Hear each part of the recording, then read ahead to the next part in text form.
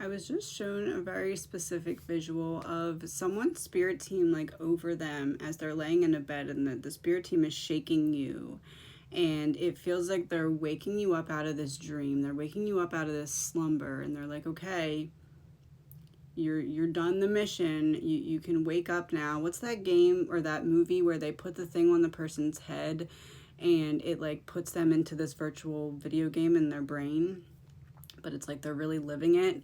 That feels to be what you're waking up from. It's like you were almost in this level of testing you just so you could wake up.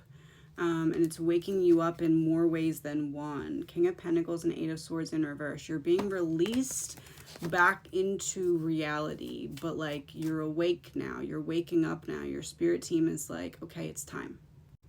Almost like in some ways you felt locked out of some kind of actions that you know that you needed to take because you were in the process of remembering who you are. It's like you had to wake up to remembering who you were in the dream state, and now you're being shaken back awake in real life.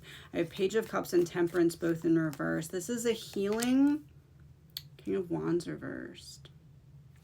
You know what it feels like? It feels almost like you needed to go back and heal a part of your psyche that was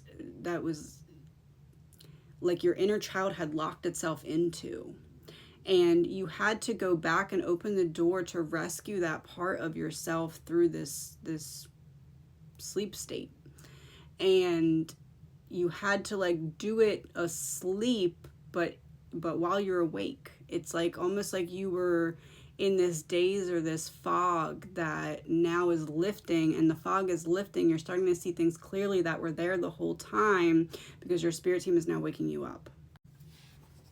What do we need to know about this? What do we need to know about how this is going to play out? I have Three of Pentacles and Two of Wands in reverse and Ten of Swords. There is some kind of painful ending that's going to need to be addressed here. It's like it can't be avoided. Because what it's doing is redirecting your path and bringing you back to yourself. It's like you had to wake up to realize, what was this dream trying to tell me or show me about how I am laying down and just taking it as these swords are placed in my back.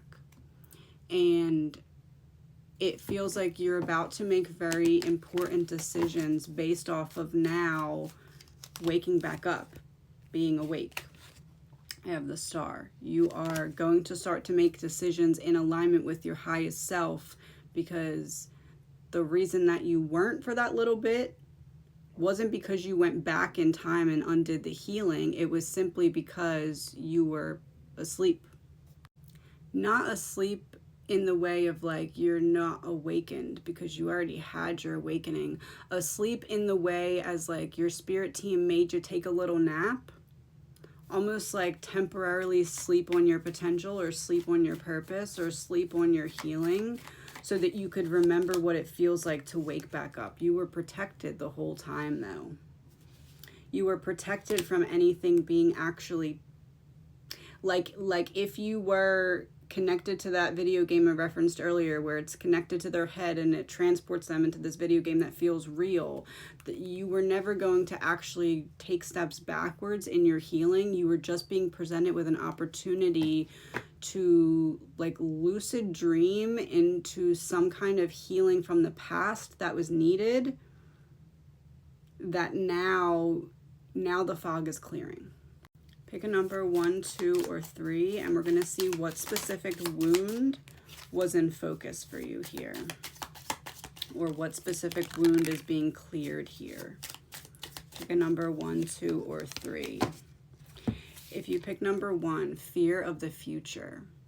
So almost like you were staying in some kind of comfort zone that was actually trapping you and not allowing you to go into fulfillment because there was fear of not making yourself or others proud, but in doing so you were blocking your highest potential. If you pick number 2, family of origin, mother wound, family wound, abandonment wound. That was the wound that was in focus here. And that is the wound that you're no longer abandoning yourself because of the way that others abandoned you. And if you pick number 3, psychic attacks, it's like you were at war with your own mind, but you were so deep into this war that you felt like you were on both sides, and you had to realize that in being on both sides, you were going against yourself.